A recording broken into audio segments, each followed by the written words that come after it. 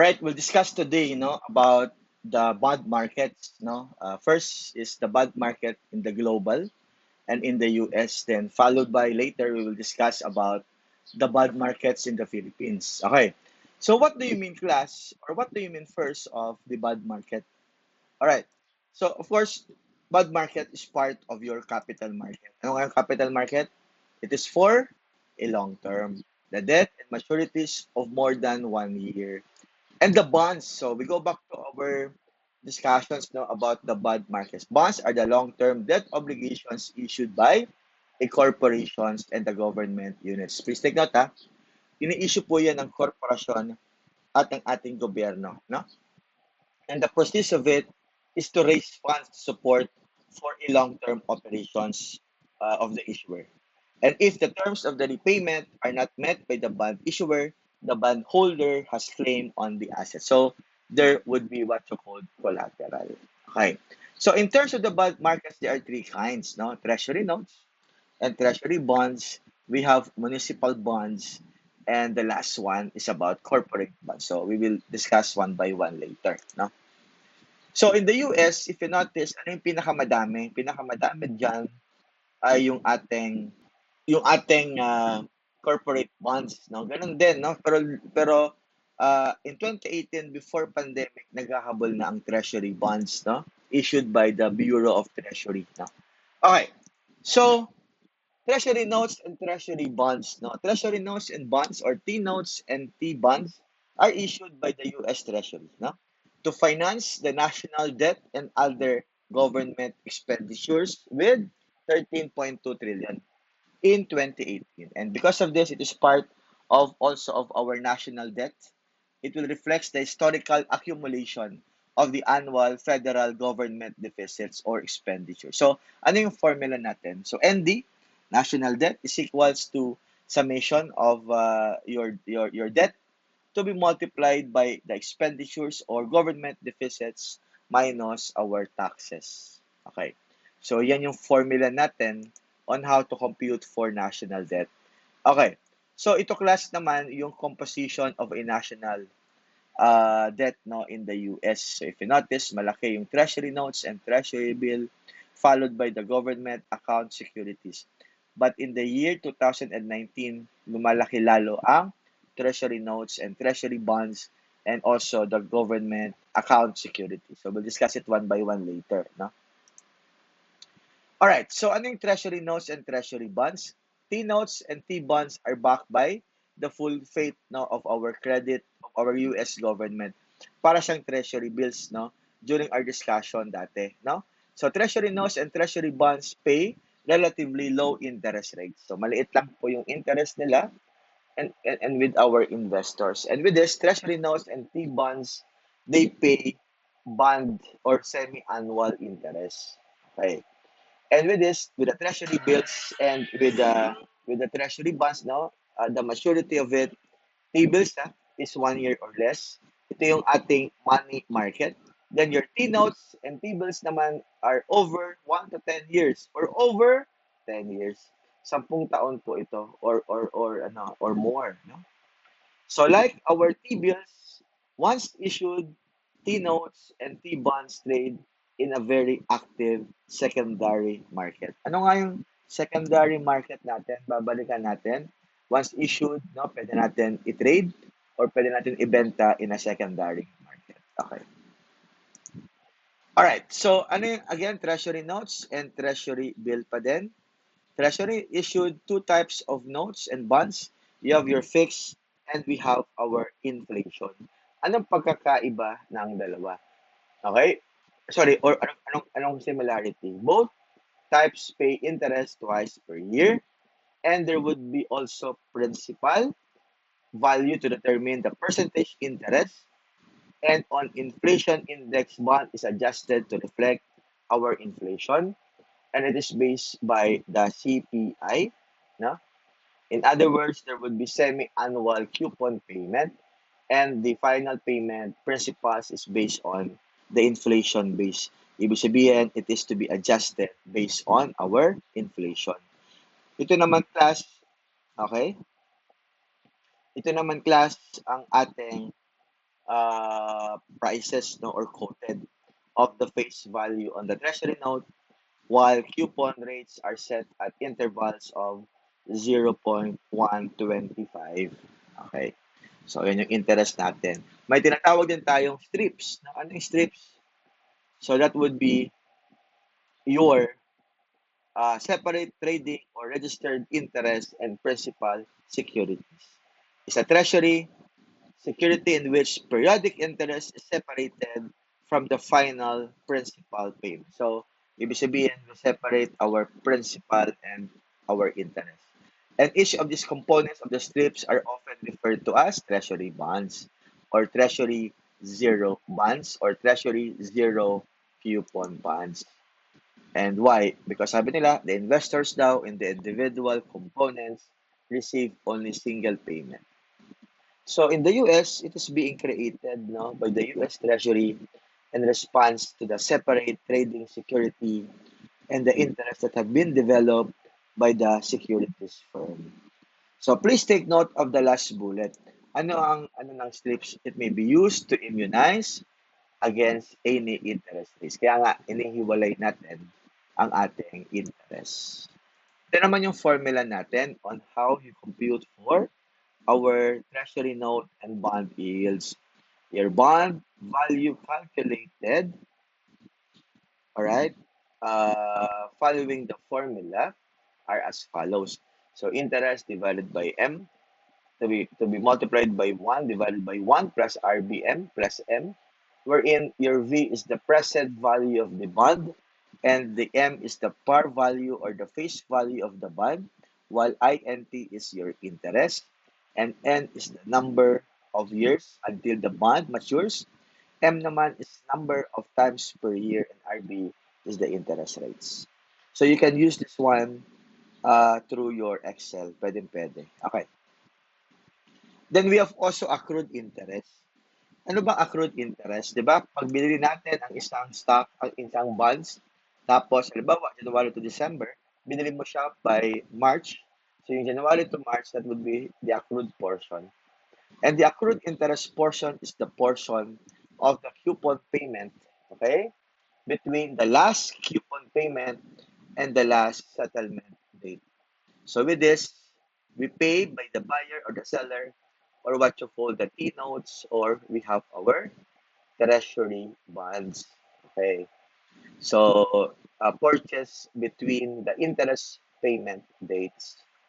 So with this, the purchase price, okay, of the T-bond and T-notes plus the accrued interest is also known as the full price. So kung walang interest, kung may kasamang interest, full price or dirty price, pag walang kasamang accrued interest, tinatawag tong clean price. Mamaya, we will solve problems. So, ito yung sample of the accrued interest on a T-note and your T-bonds. And the formula is that the accrued interest is equals to interest divided by 2 to be multiplied by actual number of days since last coupon payment divided by the actual number of your coupon period. I have sample here on how to compute for the accrued interest. For example, on August 5, 2019, you purchased 10,000 T-note that matures on May 15. Settlement occurs one day after the purchase. So you receive actual ownership of the bond on August 6 of 2019. Please take note of the coupon rate. The coupon rate is that you have a T-note of 5.875 and the current price quoted on the bond is 101. So ano yung 101.3437? Yan yung clean price. Okay? And the last coupon payment occurred on the May 15 is 82 days. So 82 days, yan yung days before the settlement. And the next coupon payment will be paid on November 15th of 2019 and you have 102 days. And with this, 182 plus 102, 184. Yan yung lahat, no? So go back to the formula kanina. Yan yung ating tinatawag na actual number of days in a coupon period. That's why the formula is that 5.875, that would be the coupon rate divided by 2 to be multiplied by 82 days before the settlement at 184 yung overall days. By the way, mali yan class. It should be 13091, no? Hindi siya 13251. Again, hindi po siya 13251, but it should be 13091. Mali lang yung formula, computations. That's why the clean price of 101.3437% plus 1.3091% is equals to 102.6528, and that would be your dirty price. So if you have a face value of 10,000, just multiply it by 102.6528. Ibig sabihin, you have a 102,625.28, and this is a premium. Mas malaki kasi sa 10,000. Okay. Okay, clear tayo class ha with this. Next one. So, ano naman yung Treasury Inflation Protected Tips? So, in January of 1997, in the US began issuing the inflation bonds called inflation protected or tips na tinatawag natin, which provides returns tied up on the inflation rate, no? And with this,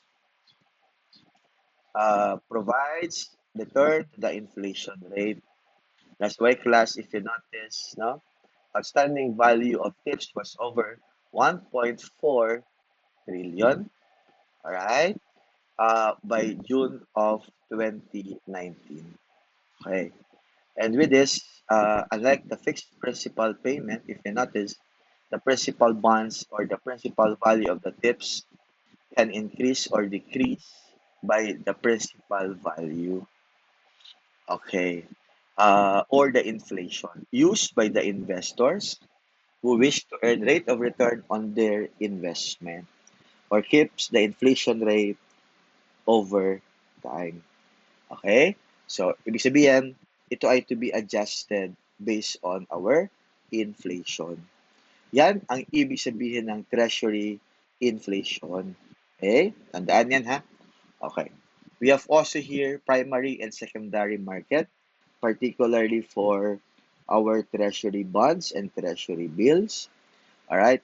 US treasury bill, if you notice, is that the T-notes and T-bills through competitive and non-competitive auctions. Mamaya, I have here no about how you will be able to compute, particularly for our treasury bill and with our treasury notes. All right. So auction in a single price auction. So there would also be an auction na tinatawag natin. All right. Then at each auction, there would be non-competitive bids are filled first, syempre, no? And the next competitive bids are ranked with the lowest to the highest bidder. And with the coupon rate, sanctions, auctions, notes, or bonds is the stop out yield rounded to 1.8%.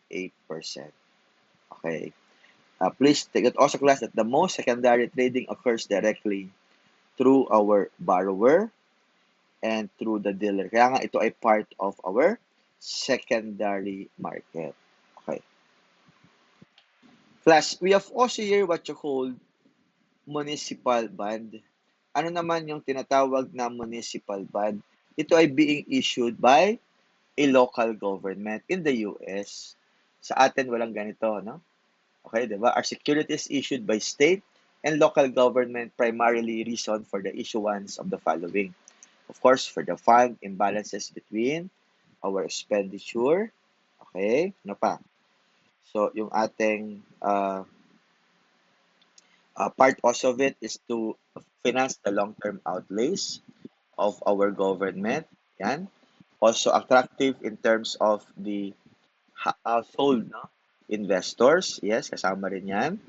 Alright? And also income taxes. No? And with this, there are two kinds. You have what you call general obligations are backed by the full faith, and also we have our revenue bonds. So yan yung mga part of the municipal bonds issued by the local government, no? in the US to class. Okay. Again, general obligations backed by a full faith while revenue backed by a cash flows. Alright, so ito yung formula natin on how to compute for our municipal bonds. Okay? So, municipal bonds, tax after tax or equivalent tax exempt yield on a taxable bond can be calculated are as follows. RA is equals to RB to be multiplied by 1 minus T. Yung sa baba is that we gross up, then we compute for the RB. While the RA is the after-tax or equivalent tax exempt yield on a taxable corporate bond, while RB is the bond before tax yield, and the T is their tax. Ano na class ha? Okay. Then also we have, okay, primary trading. So in terms of our primary trading, the firm commitment underwriting.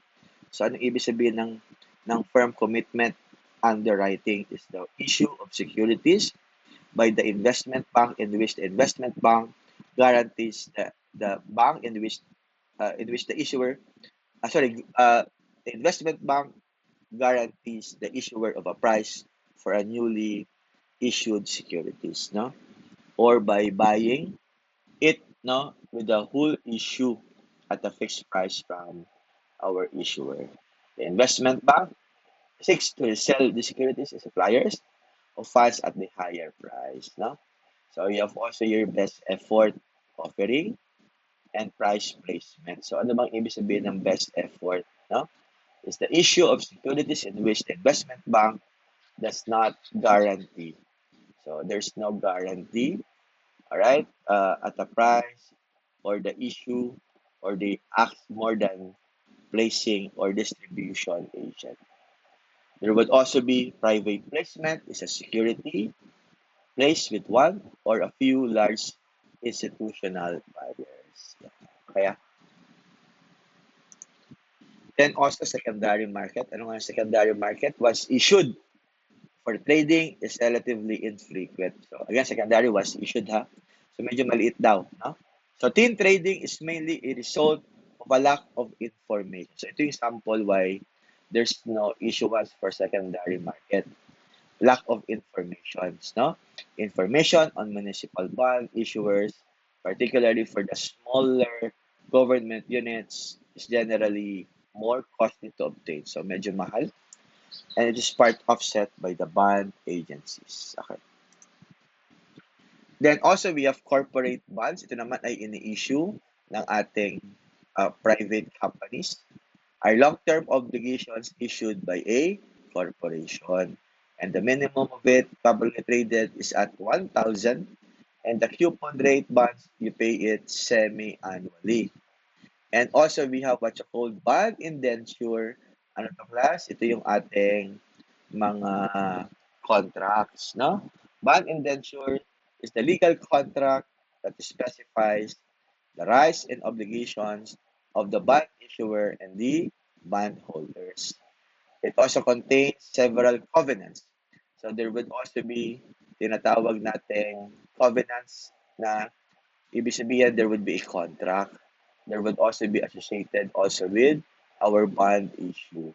And the bond covenants here, rules and restrictions placed on the bond issuer and also with our bond holder. Okay. So ito naman yung ating different kinds of bonds, di ba? Bearer bonds, kung ikaw yung nakahawak, coupons attached, and the bond holders or the coupon, no? Kung sino yung nakahawak, yun yung bearer. How about the registered bonds naman? Kung sino yung nakasulat or nakalista, registered or recorded by the issuer. We have term bonds, isa lang, maturity mo, only one issue. And we have serial bonds, series of payment, no? Series of payment. Okay. Then we have mortgage bond. Ito naman ay naka-pledge or naka-collateral. Okay? Yung ating securities. And we have debenture, are bonds solely by the general credit worthiness of issuing the bond. And it is unsecured by the specific assets or by a collateral. There would also be subordinated bonds or bonds that are unsecured. Okay? Unsecured are junior in their rights. Okay? and regular debentures. We have also here convertible bonds naman. Yan naman yung ating, it may be exchanged to another security by issuing it or to be converted, no? Yan. Okay. So, you have also bond issue or warrants. Ibig sabihin, option to purchase common. And we have callable bonds. Pag tayo ay hindi nakapagbayad, di ba? Pag hindi tayo nakapagbayad, there would be call provision na bayaran mo na yan. And the difference between the call price and the face value of the bond is what you call premium. Sinking fund naman, yan yung ating parang diyan tayo iipon para tayo ay makapagbayad, 'di ba?